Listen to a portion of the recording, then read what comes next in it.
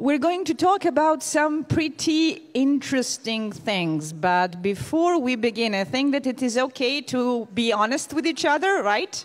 And to admit, who is here reading fan fiction? Yay! And who is writing fan fiction? Actually, I love seeing this. Congratulations, ladies. And hopefully we'll get to chat about it a bit more later, right? So, to introduce ourselves. I'm Vladimir Matić-Kurilov, applied artist, illustrator, cosplayer. And my name is Isadora. I'm a former event organizer from Serbia, and I think I could definitely say that I'm a panelist and a podcaster and a fanfiction author. Okay. I have no idea what brought me here, actually. Probably because you sort of started getting the contagious bug from me, maybe a little bit. Yeah.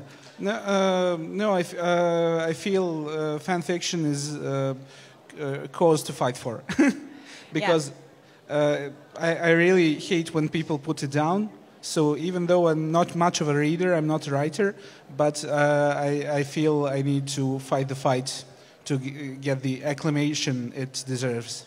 So anyway, I think that we can begin talking about some sociological issues. Basically, according to contemporary sociological studies, fandom can be divided into two trends, two categories. One is the so-called curative fandom, which is mostly about preserving the lore, preserving the so-called canon. It is about collecting merchandise. It is about going into the fact. It is about, that obsessive kind of geekery when people know on which page or which comic book episode from which year a certain line was used. That is curative fandom, and mostly it goes to men. On the other hand, we have the so-called transformative fandom, which is about taking the canon and twisting it, interpreting it into something of your own, which is fan art, which is fan fiction, which is also other forms of fan expression, such as cosplay, such as role play. And interestingly, the transformative fandom is very strongly dominated by women and other kinds of minorities, such as LGBTI population and similar. Of course, there are no hard lines here. So everybody has a little bit of both in them, but some people look to one of the two as the ideal. Yeah, and that causes actually a lot of arguments in the fandom in total. So fan fiction, this is the official definition in the Merriam-Webster dictionary. By the way, we have achieved progress because there is an official definition in the Merriam-Webster dictionary. But basically, if you're interested in what it is when a writer takes characters from an existing universe, a franchise, a book, movie, TV show, whatever, and writes their own stories starring other people's characters. That is, in a nutshell, what it is. Yeah. What is interesting about this is the success criteria. This is something that is perhaps the pitfall of fan fiction, but also the cause of success of certain authors. In the community of fan fiction, you do not have to reach the objective writing standards of publishable literature. You just need to know what buttons to push of your target audience to get instant popularity and hits and kudos. So basically, you don't have to be good at what you're doing, you just have to know what you're doing. Yeah, fandom comes with a pre-existing audience. So that's a very big tool for exposition for some people, but at some point it can be a hindrance. As for the terminology, of course, we have the basic division of fanfiction into general or gen and shipping, which includes heterosexual ships, slash ships, and fam slash. Do you have any idea what is the fandom with the highest amount of general fics on the internet? And the only one where you can actually make it big if you're not writing shipping fics? Harry Potter. Yes. All the other fandoms are mostly focused on shipping, so basically that creates a lot of bad porn and ship wars. But shipping, of course, goes into classical heterosexual romance slash and fam slash, which we're going to discuss a bit later when we come to some stories about the history and origins of fandom. Yeah, and there are further subdivisions in the genres. So here we can see canon verse, fics that are set in the same universe as the original, alternate universe. We'll talk later about how alternate universes came to be and came to be popular, and different kind of relationships. And we have fixed fics, where basically the entire point is to change something that you really disliked in the canon. For instance, in my world, Daenerys married Jon Snow and they had 10 babies. Or you have a self-insert, that is the notorious Mary Sue that we're going to also talk about later when we come to the origins of it. We have crossovers, when you like mix and match what goes well together or doesn't, which is more interesting sometimes. We have fluff angst and dark fic, non-con and dubcon, herd comfort, coffee shops, which are psychologically super interesting because the coffee shop universe is where basically you lift out all the conflict and the drama of the original and turn it into a sitcom taking place in a coffee shop. So it's like a special form of escapism when you know, heroes and villains and get along, and the biggest problem is if somebody's latte is cool enough. And there's soulmates and other similar variations such as ABO, which I'm not going to explain. You either know it or you don't. So if you don't, consider yourself lucky that you don't. If you know, yeah, go ahead, giggle, keep giggling. I see you over there. Now, we're going to go through the brief history of fan fiction as we know it. Okay. So it's impossible to determine when fan fiction began because stories have been here as long as civilization, and at first we only had the oral culture. So all stories had to be told and retold thousands of times, and there's no distinction between the original and the retelling. So even most of our myths don't have the authors, and they're even supposed to be true, like stories with no origin. There's no canon version of certain myths. Yeah. But in fact, everybody retelling the story came up with their own twist on it. So this retelling of stories, where each retelling adds certain elements, and where each storyteller is appropriating the story and the characters for themselves, that is something that is deeply rooted in our very way of functioning, in our way of telling stories.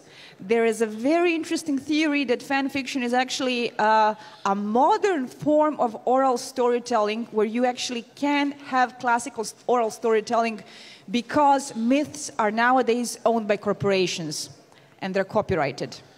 Yeah, maybe you remember the film, the post-apocalyptic dragon movie, where in the post-apocalypse characters are retelling Star Wars to their kids, like myths of old. So, yeah. There are historical examples of fan fiction.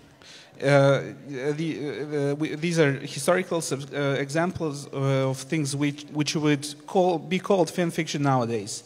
So the poet Vergil wrote for the Roman Empire the fan fiction sequel of the ancient Homeric sagas, the Aeneid. Because the Romans wanted to claim the heritage of the Greek culture as their own. So Vergil was the man who was supposed to make a new version of the same type of story. And then in the Middle Ages, we had Dante as the fanboy, who wrote his self-insert fanfic of hanging out with Vergil, and then together they visit heaven and hell. With all sorts of friends and enemies, which he places in the appropriate spots in the so basically, it's a self-insert crossover Mary Sue fanfic written by Dante. Yeah, and it's supposed to be this great work of Renaissance literature. One of the staples of modern civilization. Yeah. Then we have the Arthurian myths. So again, like the myths of old, they began as oral tradition and folklore. But then we have authors putting in their own original characters. So we have French writers putting in Lancelot, who is French, who is suddenly the most awesome of all the knights. Because he's French. Yeah, and several versions of the story. So, even if we do make this distinction of fan fiction back then and fan fiction nowadays, like writing stories for the built-in audience of already popular works, again, we can't know when it began. It probably began with the beginning of popular literature. It is known that when novels of Jane Austen became popular, lots of girls started writing their own sequels, even I think one of her nieces. So it is known in history that basically fan fiction was there already. And in the novel Little Women, which is a classic in its own right, the characters write their own fan fiction of Charles Dickens stories. So again, fan fiction is something that is recorded in literature in the mid-19th century. Basically, the biggest turning point when it comes to our perception of fandom as we know it nowadays, and the birth of fandom as a phenomenon, is Sherlock Holmes. We know what it entailed. We know how vastly popular it was. We know how hysterical the fans were. And the influence the fandom had on the author. Like, the author was sick of the character, he was sick of the fans, so he decided to kill him off, but then fans bothered him enough, so he had to bring Sherlock Holmes back. So basically, the first organized fan clubs and the first formal fan fiction writing, so to say, was related to the Sherlock Holmes fandom, with the first fanzines as well. Yeah. So this was all happening in the beginning of the 20th century. And now, flash forward to the 1930s, when suddenly we are first seeing organized fan conventions. Before that, there were fan clubs of Sherlock Holmes and other properties.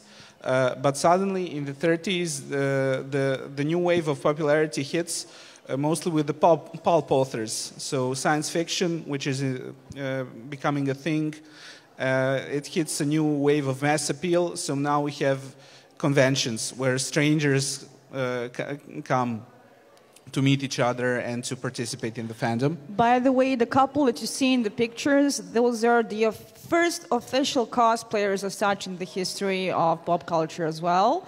Their names are Myrtle Douglas and Forrest J. Ackerman. So basically the birth of modern fan culture with the conventions entailed parallel developments of fanzines with the fan fiction on one hand, and on the other hand you had cosplay developing on its own right in a parallel way.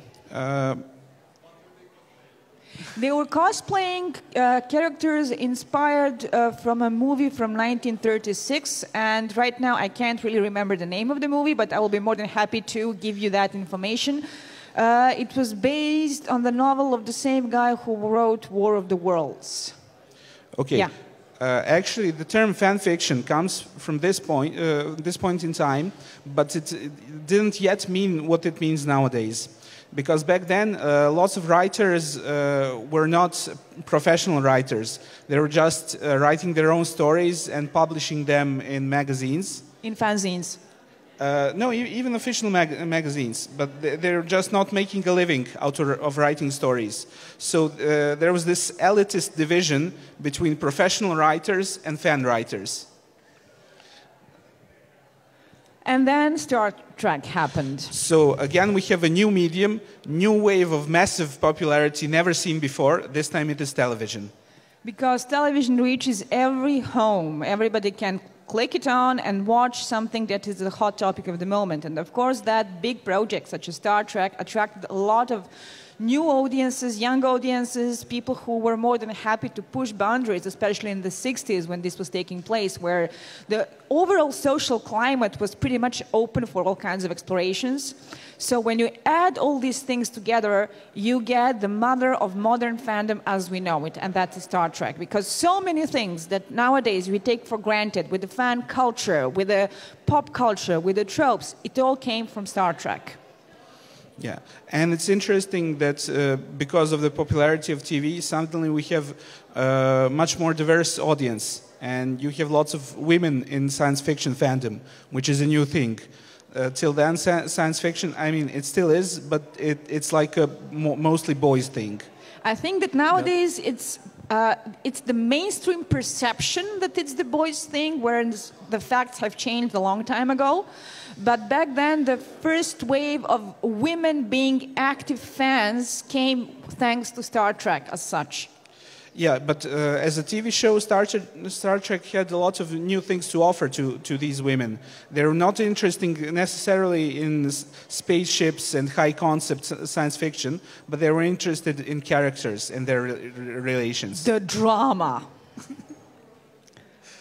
And of course, with the first fan fiction set in the world of Star Trek, as I said, you get the first staples of modern fandom. This is the famous Mary Sue story. I guess that you have all heard the expression Mary Sue. It is the derogatory term for 13-year-olds with bad grammar writing self-insert fics like, and then she popped in the world of Lord of the Rings, and Frodo fell in love with her, and Aragorn fell in love with her, and Legolas fell in love with her, etc. I mean, you know the kind. But the thing is that it started flourishing in the 60s and the early 70s with the Star Trek fandom. So basically you had her and the entire fleet, you know, like tripping over their feet, who will conquer her love. And this is a parody about that kind of fan fiction with self-insert perfect female characters. In the parody, the main character was named Mary Sue. This is the whole story. It fits into one slide. And it's a parody. It's deliberately very bad. It's supposed to make fun of the tropes that people were writing. But the expression got so deeply entangled into pop culture that nowadays Mary Sue is a common term. Everybody understands what it is and why it's bad. By the way, people really like to argue about the definition of Mary Sue. Like, what's her most defining characteristic? Because nowadays, lots of characters get called Sues, even though they're sometimes not perfect, they have flaws, they're dark Sues, there are all sorts of types. But I think the best definition is Mary Sue is a character that warps the world around her. She is not fitting into the fictional world, but every other character is defined through their relation to her. So, that said, there are some modern feminist theories saying that the mocking of Mary Sue is actually going against young girls' quest for empowerment, and that writing very bad self-insert fan fiction at the age of 13 is actually a good step towards building your worldviews and trying to see where you fit and what you want to achieve. I don't know, maybe, but anyway, it's interesting how things have shifted in that regard as well. And then we have this. Yeah. So we have the birth of Slash. These are. I think that a picture is worth 1,000 words. Yeah, these are illustrations from a fanzine from the 80s. I find them so adorable.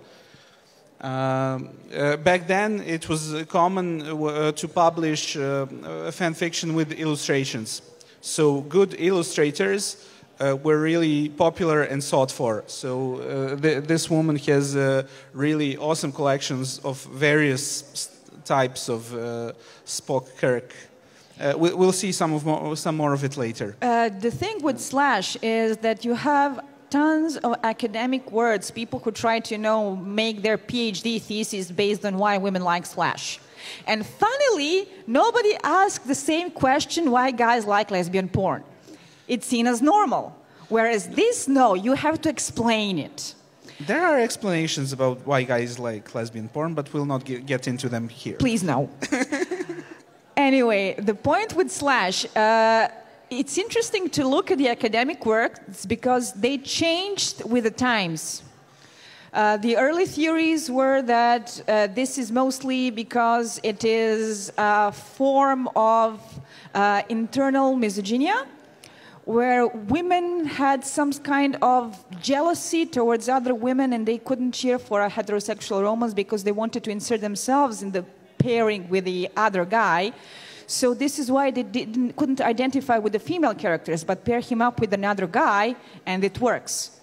There's also the theory that it is simply hot, or the most interesting one, and that is that in the early works, women were often portrayed as very shallow characters, very stereotypical, as the prize that the hero is supposed to win in a romantic competition, and not elaborate enough. They didn't carry their own stories, which is why they weren't interesting as the other half of the couple. The guys did have enough character development in the canon for the authors to take it and run with that. No, but for me, the most interesting theories are the ones that talk about deconstructing gender roles. That women are being pushed by society into a certain type of role in a relationship, in a marriage, and they used fictional male characters to explore other types of relationship. Like two male characters could have a more equal sort of love between them. Anyway, slash remains probably statistically the dominant category of fan fiction even today. Yeah, and as we said, there are lots more theories. We can't go over all of them. But then the 80s came and the fandom started expanding. These are the most popular fandoms that pretty much ruled the scene in the 80s. Of course, we all recognize Star Wars. Yes, the fandom was prepared for the coming of Star Wars. Thanks to Star Trek. Yeah, yeah. But it exploded like in a second. People were really ready for that kind of, again, explosion of popularity. So and now, eager to jump into it. Yeah.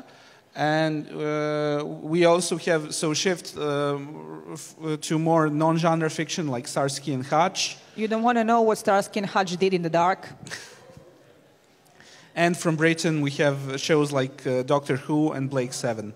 So basically, these are the things that started shaping the fandom in the 80s. But it's not until the 90s came that we started having fan fiction as we perceive it nowadays. Thanks to these three big fandoms. So again, new wave of popularity and the early start of the internet. And the new way of fan interaction through it.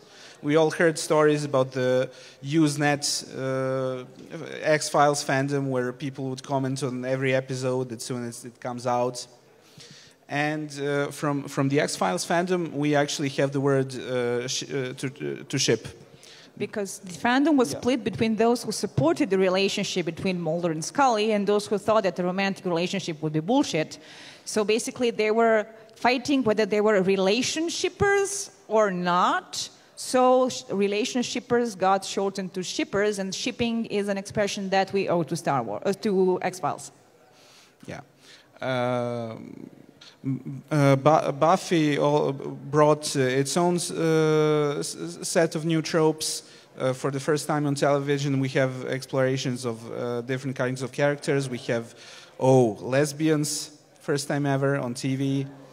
And Xena is not that much of a popular show, but it was very important for fandom because it was the first show that was really popular with the fan/slash audience. Like the fans on the show are running on the Lassier going on there. Yeah, but even though nowadays Xena is mostly remembered for its lesbian teasing, actually the show itself gave birth to some very popular fan fiction tropes that we're going to look back onto when we get to that part of the story. So this is why it is very significant. Meanwhile, in Japan, this is all happening on the Western scene. Other conventions being published in the depths of the internet that still hasn't been developed the way that it is now, being published in fanzines that were distributed over the counter. For instance, Lucasfilm wasn't really super delighted with all the fan fictions going around about Han and Leia and Han and Luke. Lucasfilm was supportive on fanfic, but it had to be for a general audience. So no sex, no ships.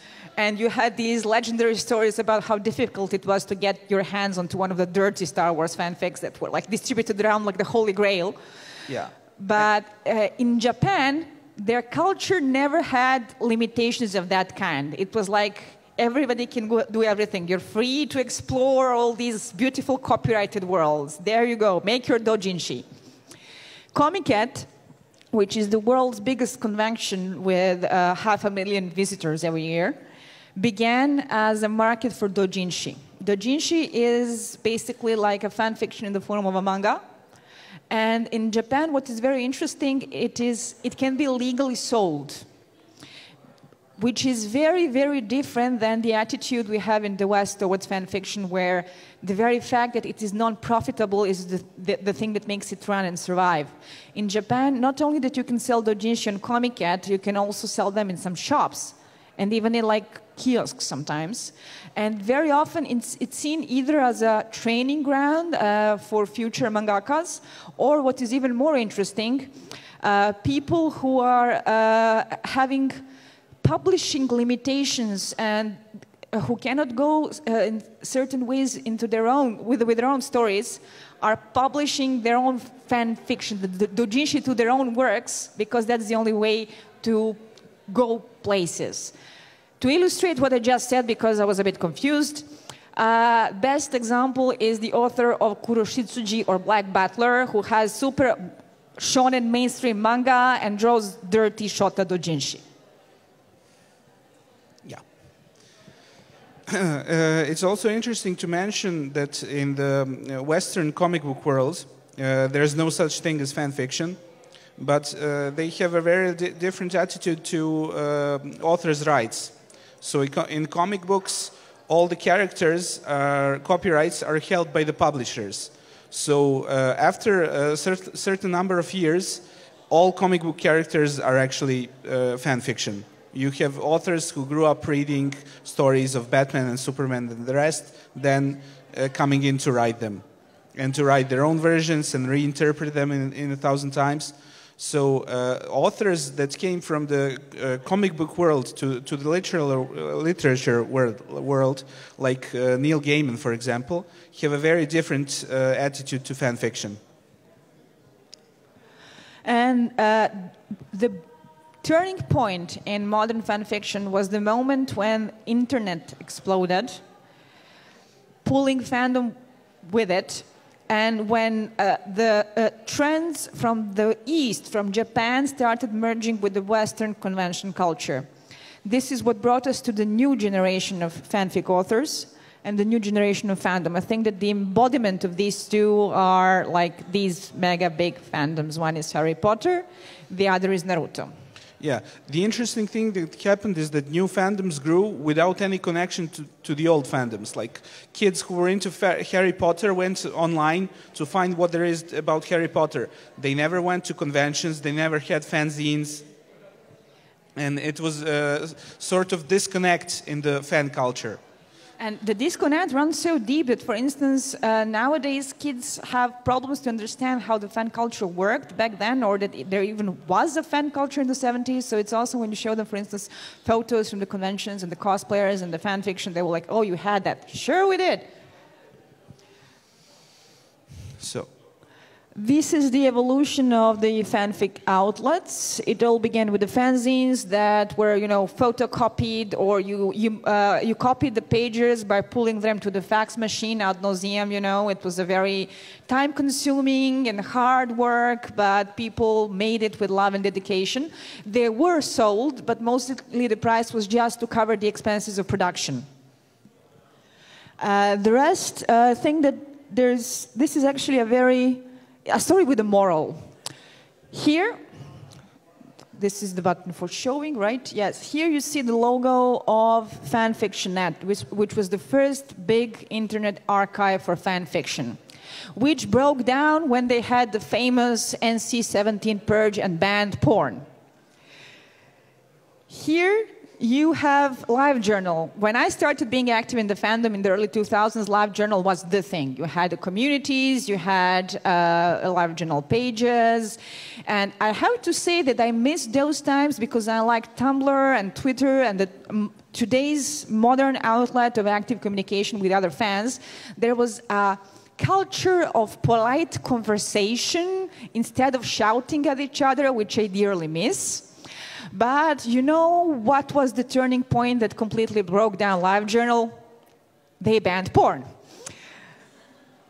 Then we have Tumblr that for a very, very long while was also the fandom place where you could go if you wanted to have your dose of dirty fan art or some meta theories or some social justice essays or anything related to fandom and the world as we know it. It was basically the place where the millennial generation grew up on. And it went to shit when they banned porn.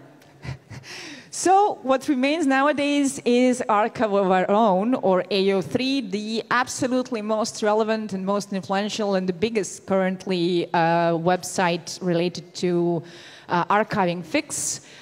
It was made from fans to the fans, but we're going to talk about it more later because we have some nice news to share in case you haven't heard it already. Let's talk philosophy. Why? So, as we said, we all began by telling stories to each other. And there's a special kind of thing of making stories your own. We all like to... I have no idea what happened, but we will go back. Yes. Okay. Yeah. Fans today are spoken of like that they're entitled, they're spoiled. But the truth is, we all like to take part in the things we love. We all have to find a way to feel a sense of ownership. And there are lots of ways to do it, healthy or unhealthy ones. I'm guessing unhealthy would be writing hate mail to writers. Which happens more often than we would like to admit. And threatening them that the story has to turn out the way you imagine it to be or else. And one of the more healthy outlets is actually just writing your own versions which bother no one else. So that is definitely one of the reasons why we create fan fiction. We feel the need to influence the stories we like, to appropriate them, to make them about how we want things to go. I think that in this regard, AUs or alternative universes are particularly interesting because when you see how people cherry-pick characters from one universe and drop them somewhere else, when you see what kind of relationships they build, that tells us a lot about the people and about the society. So I think it's fascinating when we have this analytical approach to why we write fan fiction a certain way. And the second answer, I think it's much more, how do I say, convenient, and that is that you are writing for a pre-made audience. You can rely on the fact that you already have readers. You don't have to go through the entire process that a lot of original authors have to go, like, please, can you read this? This is interesting, I promise. The moment you drop your story on AO3 or any other website, there are people who are eager to click on it and to read. So basically, you get insta feedback, you get insta readers, and you get the compensation you need, you get the rush from it. Why do we consume it? It's actually a pretty similar answer because I still haven't gotten tired from reading the 500th version of how the same two people got together. Because sometimes fan fiction is written in such a way that it goes towards your specific needs, towards exactly the same way you want to see a story. Some people that you know will never ever end up in canon end up together in fan fiction. So you read it because of that. You read it because it is tailor-made for you by some other fans who know how you think and who know how to push your buttons. Yeah. And again, there's the whole like metafictional aspect of it. Comparing the fanfic and the original is a story in of itself. And there's also the community aspect of it, because fan fiction builds communities. For instance, people write stories to each other, drop prompts to other authors that they can pick up and develop upon. A lot of fandoms and franchises keep living thanks to fan fiction. Of course, we can go back to the example of Harry Potter, because it's still living in fanfics that are being written today very actively. People are writing like 300,000 words novels set in the Harry Potter universe. What's particularly fascinating there is that some things that were like just brushed up a bit by J.K. Rowling get developed.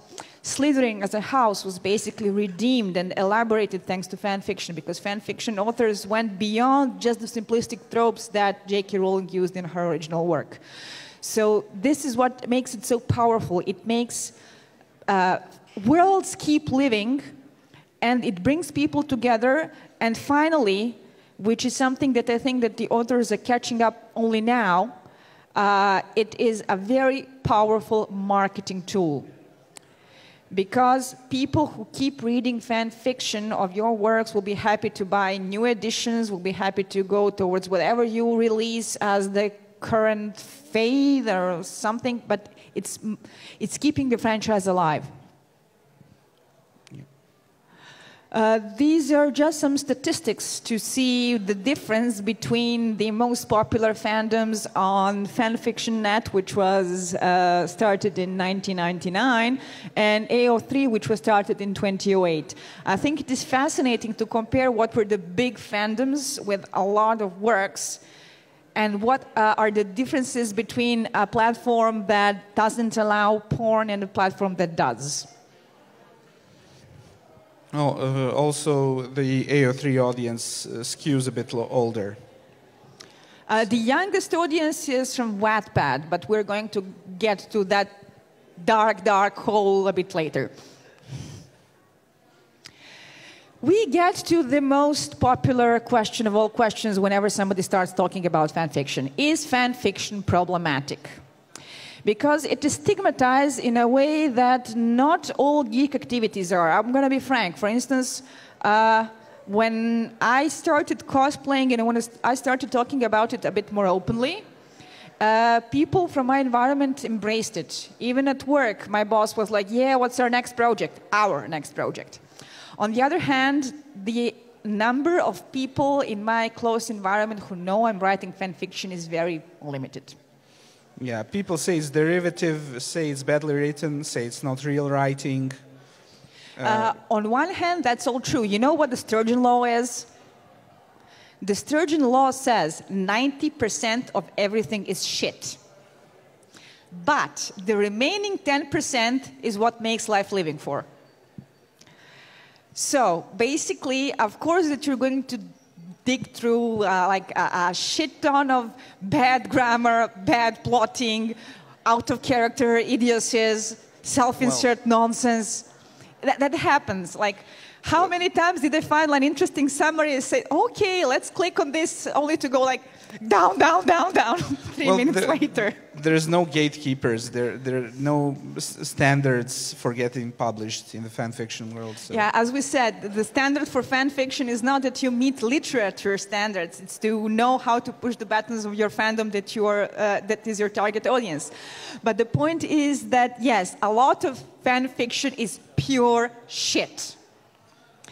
But it doesn't mean that all is. It doesn't mean that in fan fiction, you can't find stuff that not only is worthy of actual acclamation and acknowledgement, but also that it goes above the canon as the source material, which is absolutely fascinating.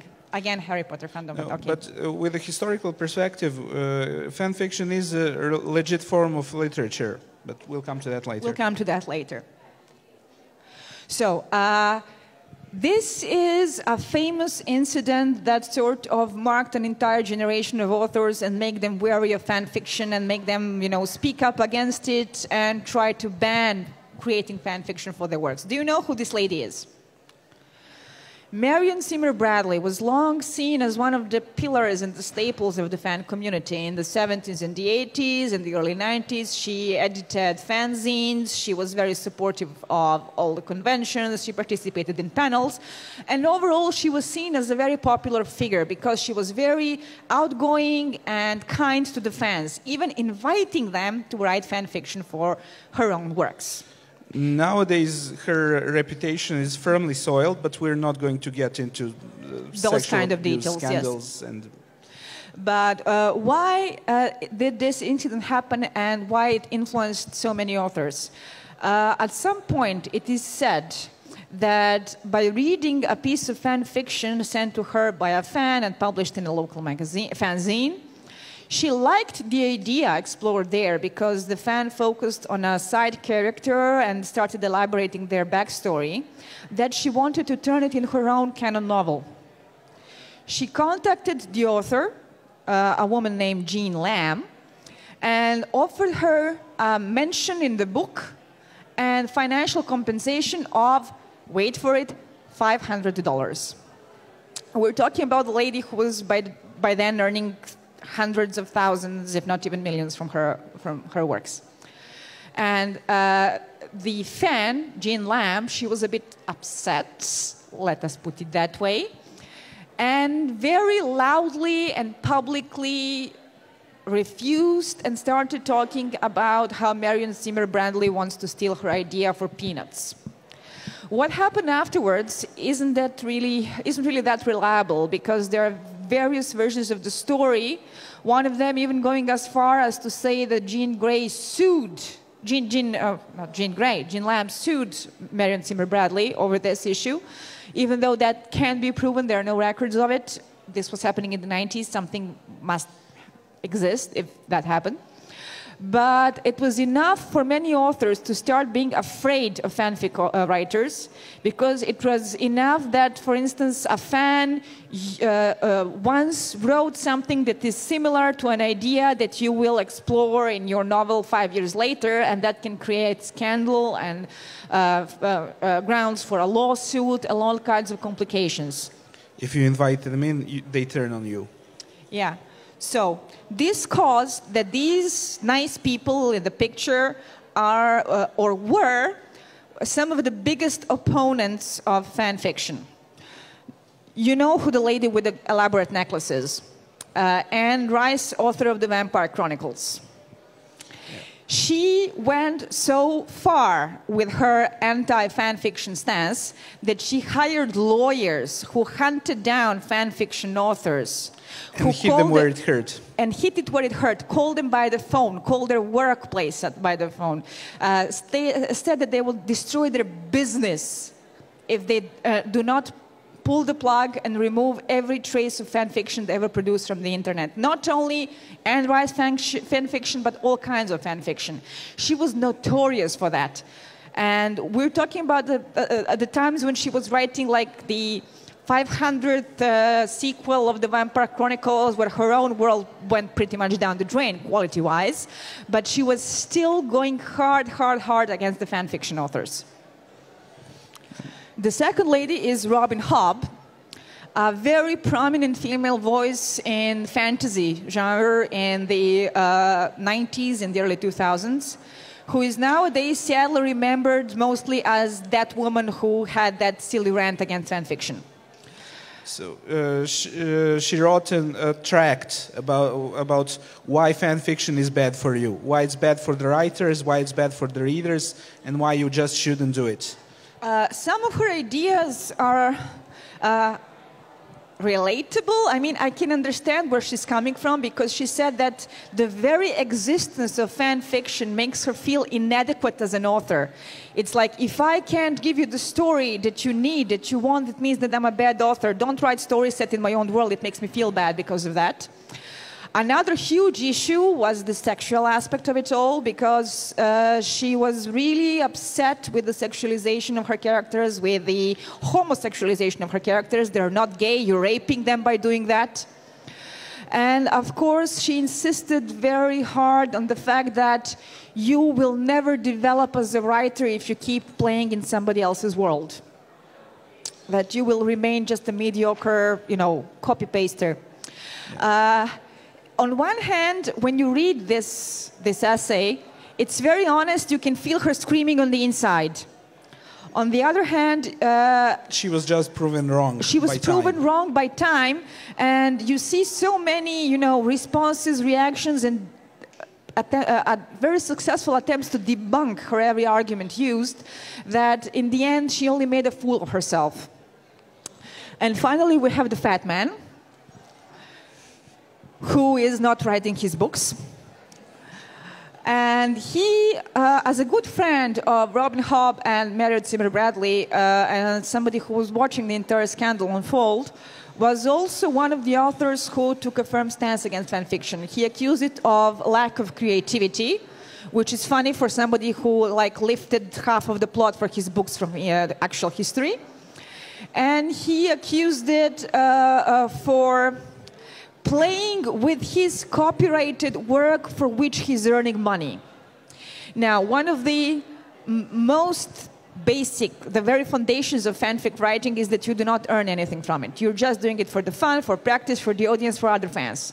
Still, the very idea that some people were, playing around with stuff that he makes money of was very upset about for him, and he was writing on the Not blog these, rants about how he feels like a big dragon sitting on his pile of gold and little mice are trying to steal his gold. It went so far that for a very long while, all the big archives and the internet sites dedicated to Song of Ice and Fire were clearly blocking all links towards fan fiction sites and saying Mr. Martin does not approve or allow fan fictions of his work. Nowadays, it doesn't hold any longer. Why? Because of the TV show. No, of course, they couldn't even stop it back then, but you had to look for it in a certain places. Yeah, you have to look for it in certain places. For instance, FanficNet, for a long time, didn't even have a category for A Song of Ice and Fire. You had to look for each story individually in the other category. With the TV show, with the HBO approach, writing fan fiction for A Game of Thrones became unstoppable, up to the point that even though it's still categorized mostly as Game of Thrones on most archives, it is more and more fan fiction of the books. So, for instance, one of the most popular pairings are Lyanna and Rhaegar, which is something that comes from the books, and he cannot do anything about it, and I'm very happy about it. Then we have this argument. It is all about the badly written porn. And when we say badly written porn, I mean badly written, I mean my eyes are bleeding sometimes when I go through some stuff that I'm exposed to. And sometimes girls don't know how things actually work. Yeah.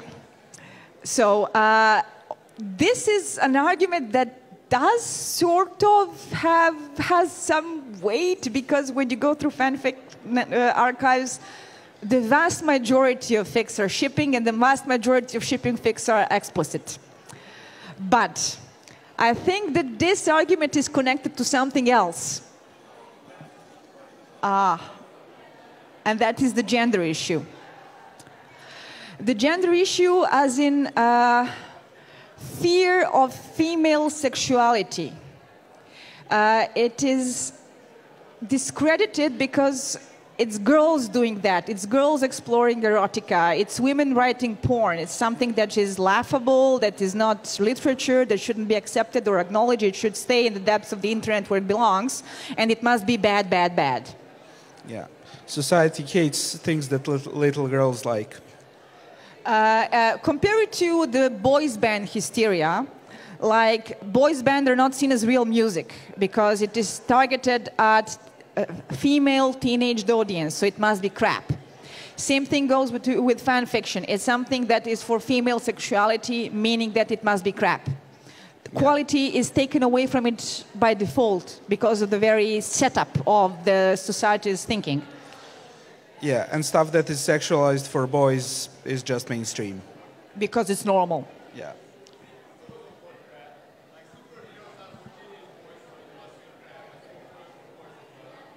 But Marvel movies are getting acknowledgement in a way that these kind of things for girls doesn't? Well, maybe we just have to be patient.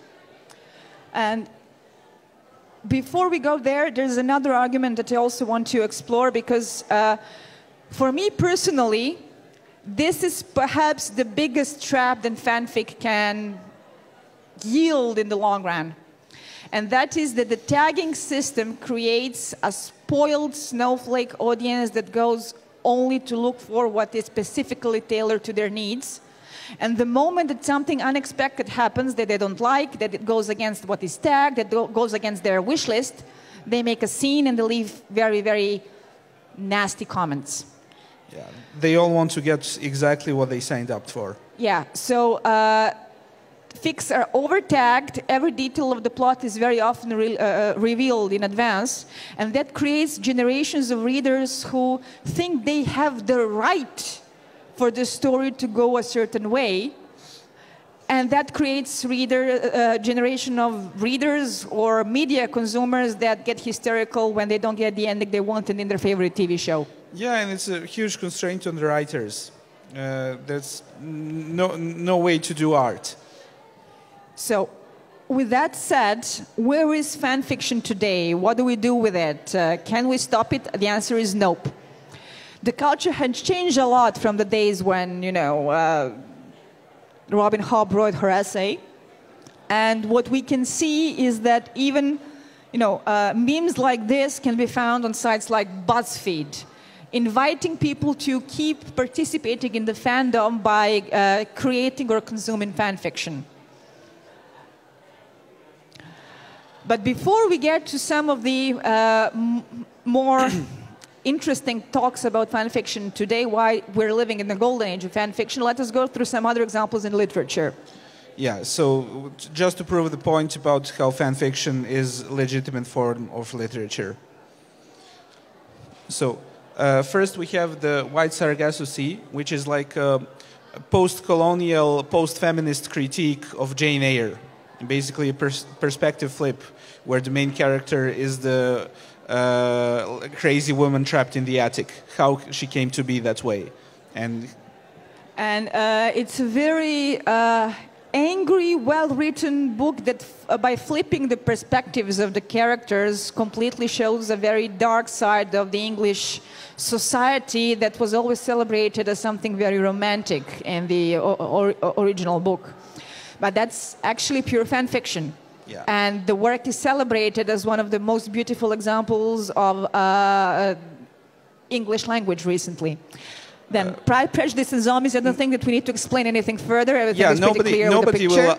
Nobody will argue that it's high literature, but it's obviously something that's very popular, that has a legitimacy. Also, one of my favorite works in this style are Star Wars, but by William Shakespeare. And then you have Michael Chabon's The Final Solution, which is set in the 1930s, where a young boy discovers a parrot in Britain who was imported from Germany and who speaks some weird numbers because he learned how to speak. And he's certain that the numbers are actually a hidden code for something pretty big. And he looks for help from Mr. Sherlock Holmes, who then helps the little boy debunk and sabotage the Third Reich. So those are all examples of fan fiction by prominent authors who got published, who got paid for this, who got very, very, tons of accolades, tons of awards, and nobody dares saying that this is not real literature. On the other hand, you have less obvious fun with the classics. The Graveyard Book by Neil Gaiman is an AU fanfic of the Jungle Book. Only Mowgli isn't named Mowgli, and he's not living in the jungle, he's living at the cemetery, and Bagheera is a vampire, and Baloo is a werewolf, and the plot is basically the same because Shere Khan belongs to a secret assassin order. So it's like a Jungle Book, but for goth kids. Yeah, exactly. Jane Smiley's Pulitzer Prize novel winner, A Thousand Acres, is seen as a very powerful example of Americana that deeply analyzes the very soul of American society, but that is King Lear set in the States. So again, Shakespeare is used as a source of inspiration. And just when we're mentioning Shakespeare, he didn't write his plots himself. Yeah, so Shakespeare, I think, nicked almost every plot he could from almost every source he could. And finally, we have a very interesting example of a classical Western, which is a remake of a classical samurai movie, which has based its aesthetics on classical Westerns. So it's basically a full circle that is made, but that puts us in a very interesting situation that we can claim that every remake, every reboot, every retelling of the franchise is a form of fan fiction. So why we say that the Graveyard Book is literature, but something published on archive of our own in, let's say, the Marvel fandom section isn't. Even if the quality of writing is absolutely superb, because trust me, I read some masterfully written fics. We are in a very awkward moment where we can say that the difference between fan fiction, which is seen as something trashy, and postmodern literature, which is seen as one of the most artistic ways of modern literate expression, is whether the source material is copyrighted or not. And I watched the masterclass courses of Neil Gaiman and Margaret Atwood, both very prominent authors, and when they got to the part how they get their inspiration, they both say, look for basic stories to retell, look for myths, look for fables, look for fairy tales. So I was like, okay, you guys are telling me to write fan fiction, right? So at the end of the day, we can say that fan fiction is just a label that we're currently using for a form of fan expression of literature, but it's not something that can be seen as an isolated category. It runs much deeper in our society and in the history of art. Now, of course, one of the biggest accomplishments of fan fiction is that it serves as the recruitment ground for authors. Yeah. Nowadays, young authors are even asked for their fan fiction readership before they get a book deal. Very often, especially in some genres such as young adult, YA, you have publishers who are purposely scouting for popular fanfic authors to pick them up for rebranding. You have, they ask you the same way that a model who wants to start a career must have a certain number of followers on Instagram. The publisher are asking you how many hits did your fanfic have. So that's quite a change in the perceptions of what does it mean to be a self-made author or artist, or what does it mean to use the moment and the media that you're given. Here we have two ladies who got pretty popular and thanks to fan fiction, and with very different fates and attitudes. One is Cassandra Clare. I'm sure you have heard of her. She is the author of the Shadowrunner Chronicles. Before that, she got pretty famous for inventing the Draco in leather pants trope by writing her Draco fanfic on FanficNet, in which I think the Draco got Hermione, even though the Draco in leather pants trope can be equally applied to Draco getting Harry. Point being the idea that a villain who is portrayed as an ugly-looking little weasel who is petty and selfish suddenly gets turned into a Byronic, tall, dark, and tormented hero who is there to have everybody fall for him. Before that, she also used to write in the Lord of the Rings fandom. I think that everybody knows the Very Secret Diaries as a series because some of the catchphrases still remain, such as "still the prettiest." On the other side, we have Naomi Novik. Perhaps she is not as big in the mass fandom and in the mainstream media as Ms. Clare, but she is the saint protector of fan fiction. I think that we can call her that. She started her career by writing fanfic for Horatian Hornblower and Master and Commander, but with dragons. And that turned into a series in His Majesty's service where she was exploring how basically the whole, I think Napoleonic Wars with dragons would have looked like if they had dragons.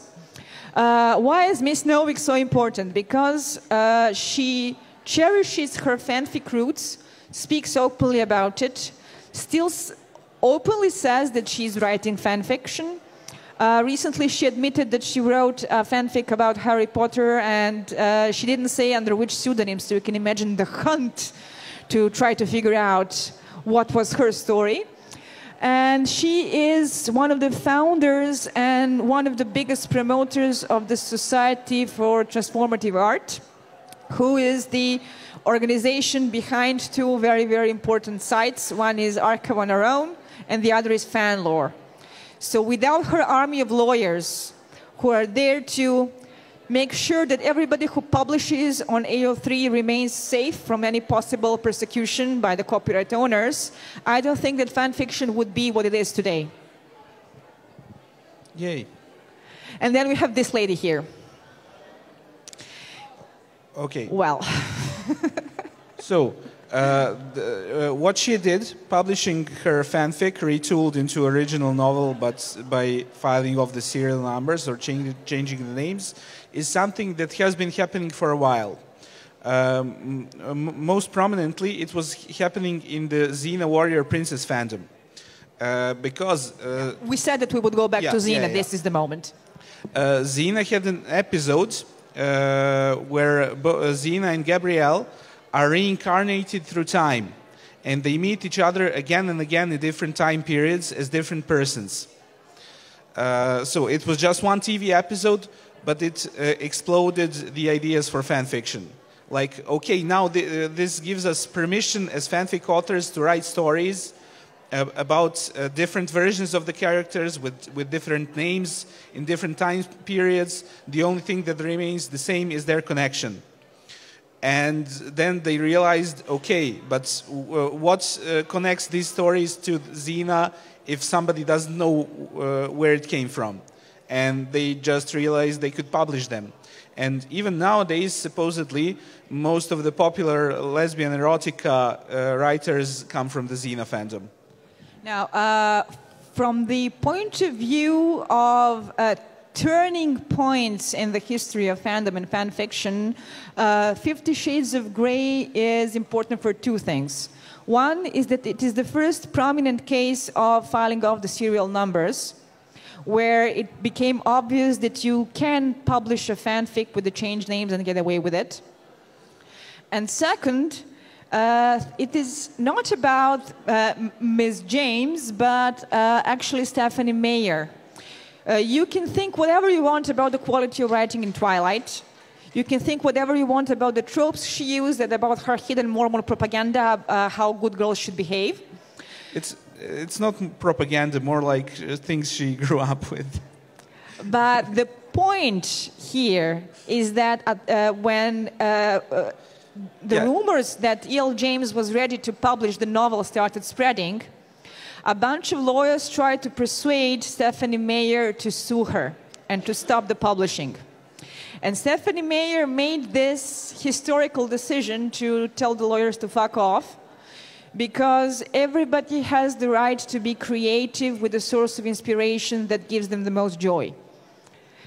Whatever you think about Twilight, it is a beautiful quote, and thanks to her decision, we can have the practice of rebooted fan fiction.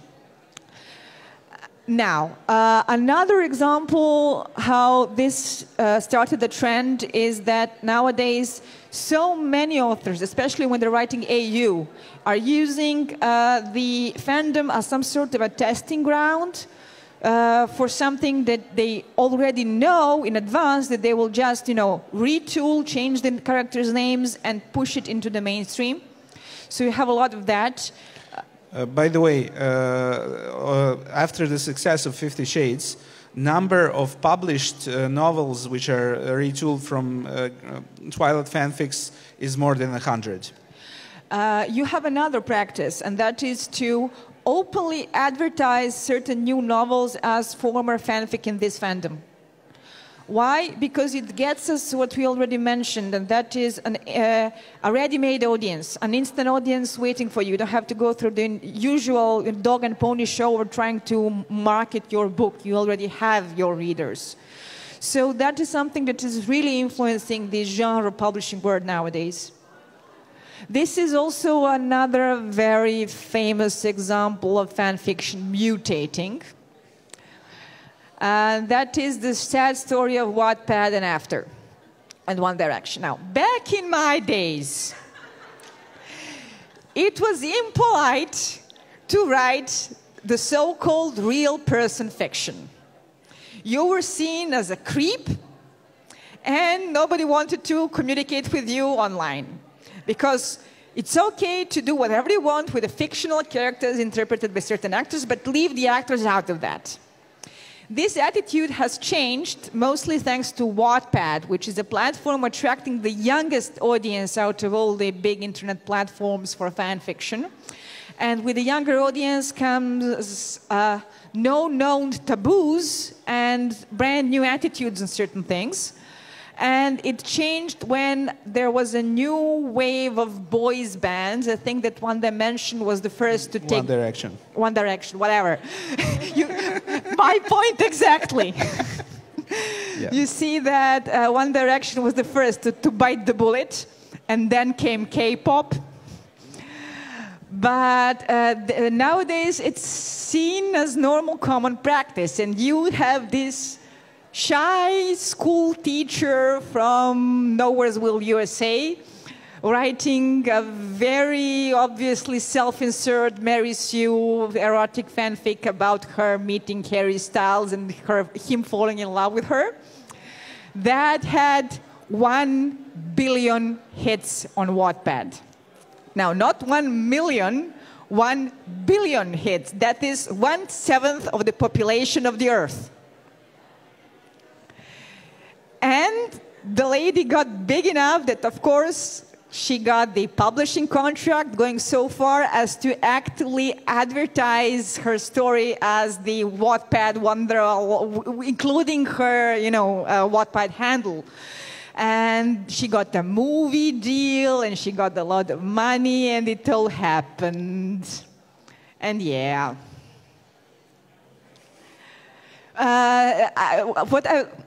Okay, maybe I'm a bit sadistic about this, but what I really like the most is reading how Harry Styles is trying to say that he's very disturbed while being polite and politically correct, and without outright saying anything bad about it. It's gorgeous. The mental gymnastics in the use of words, marvelous. Now, things have changed in the mainstream.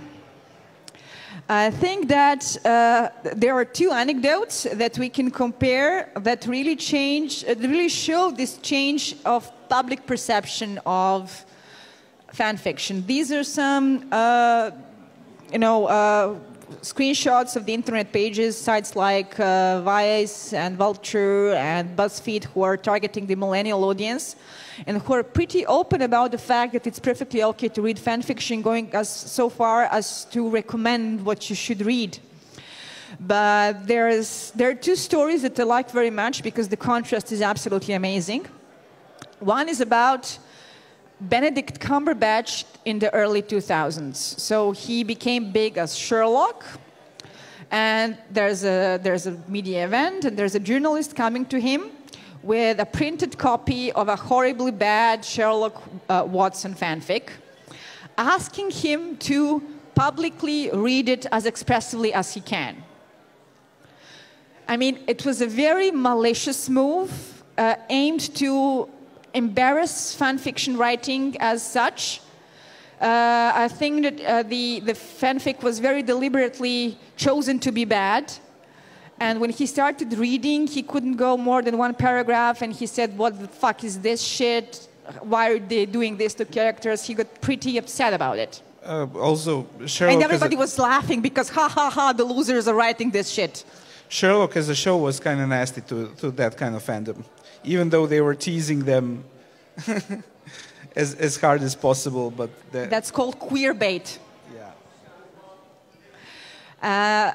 The second anecdote is happening this year.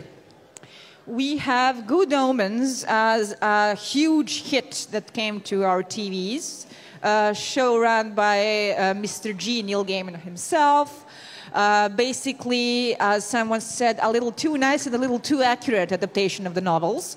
Now, another fun fact. Yes, I am old, and when I started actively looking for fan fiction on the internet in the early 2000s, literature was still a major source. And Good Omens were very, very popular as a slash pairing and as a fandom. And then they went completely into the oblivion, only to resurrect as a phoenix this year and to have Ineffable Husbands becoming one of the most popular pairings of the season. So it's pretty interesting to see the resurrection of a fandom and how it all goes in cycles.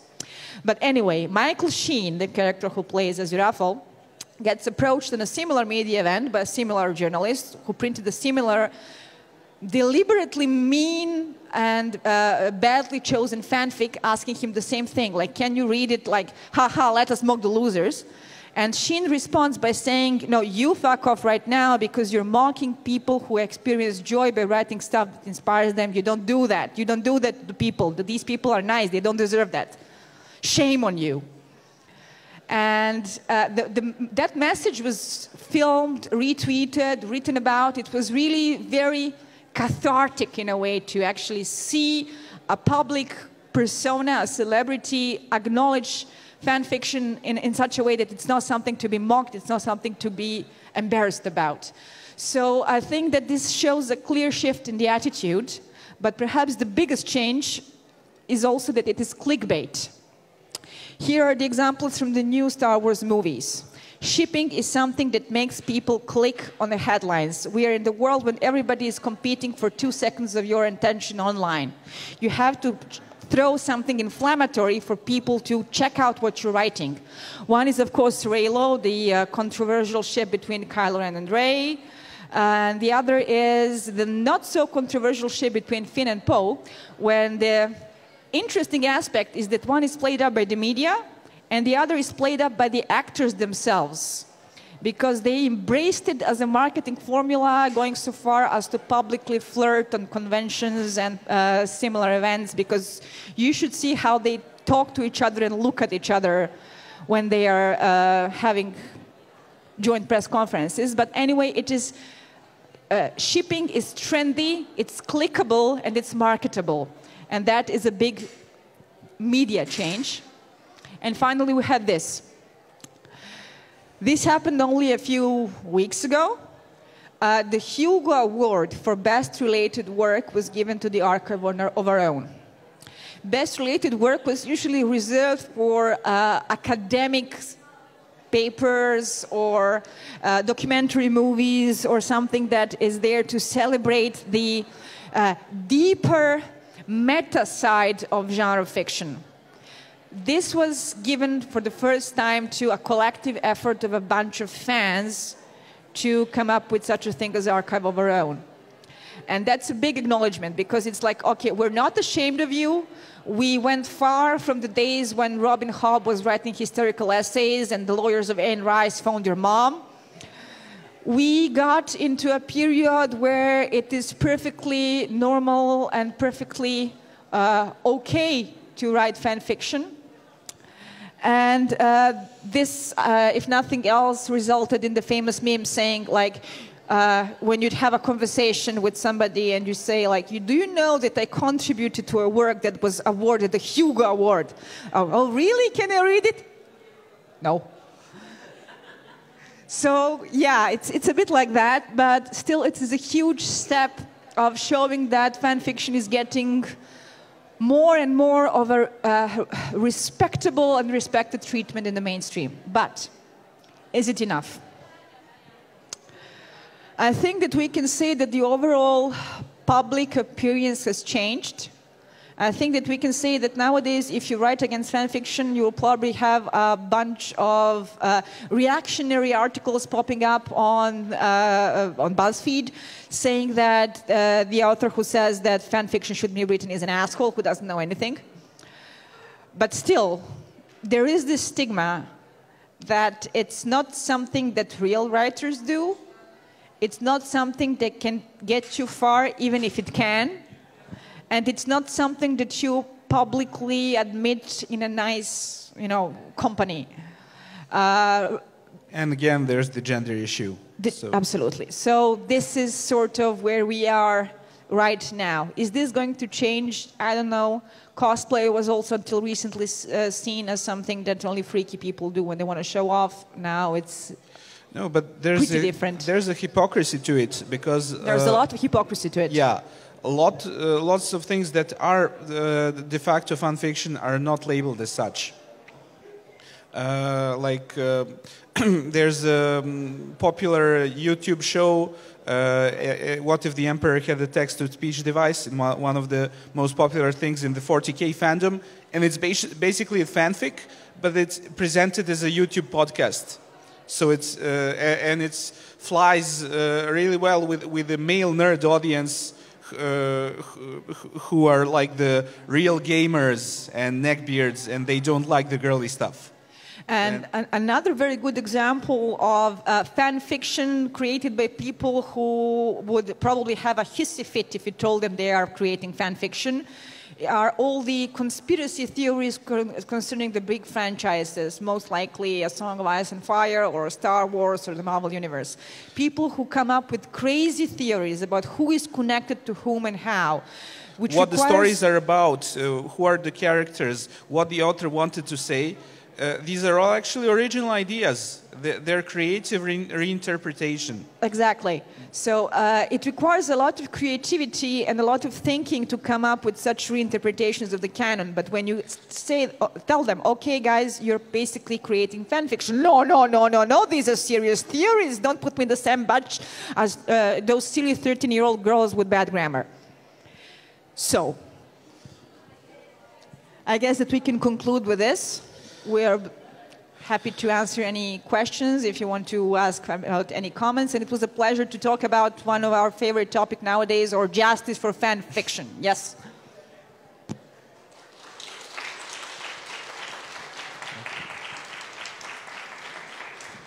Do we have any questions? Because we have enough time. No? We said everything. We were very thorough.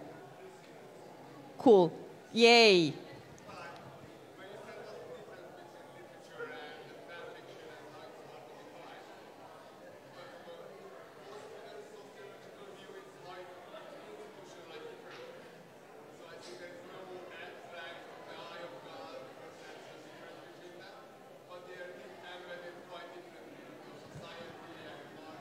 I can't hear half of what you're saying.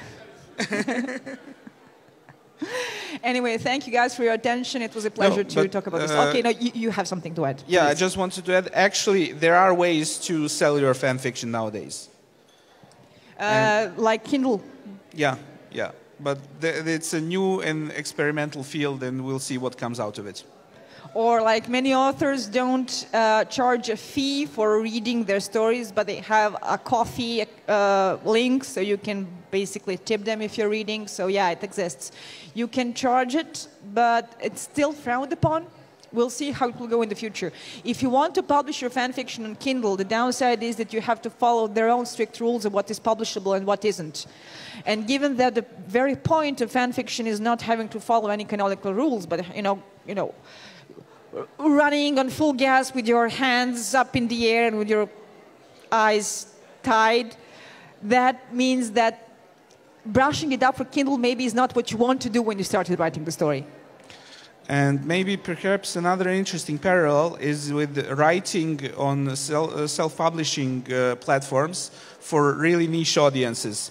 It's similar. It's not fan fiction, but again, you're counting on the built-in audience.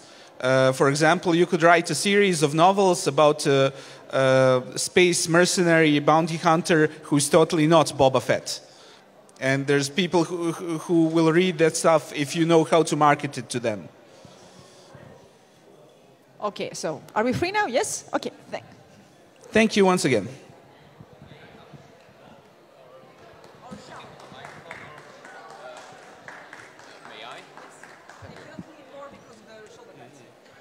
So my question would be, or rather, I'd like first to make a comparison between cultures of the Japanese and the more Western authors. That today there was I don't know how to call it, a Japanese key animator held a Q&A, I guess, and a little presentation how the animation process goes. And someone asked, what do you think of people who make fan fictions of your works, or of the works you worked on? And he said he gave an absolutely positive response, that he very much loves it and likes the fact that people make stuff that he has worked on. And do you think if a Western author or animator was here on the convention, do you think he or she would have made a different response to the question? I think it depends on the author, and I think it depends on the generation. People who belong to the older generation, such as Robin Hobb or Anne Rice or George Martin, they would probably be a bit more reserved about this, because they grew up under different circumstances. They started developing their career under different circumstances. People like Cassandra Clare or Naomi Novik, or that generation, even Neil Gaiman, who is pretty pro-fanfic, he even wrote Narnia fanfiction. I think they will be way more supportive because they grew up with fan fiction. Writing fan fiction was something normal, and I think that the majority of the new writers that are coming up did have some dabbling with fan fiction at some point in their lives, so I don't think that they would complain about that. It really depends on the person and on the generation. There's a big generational gap in the world of professional literature with this topic. Thank you very much. And I think that now we are officially done, and thank you for your attention. Thank you.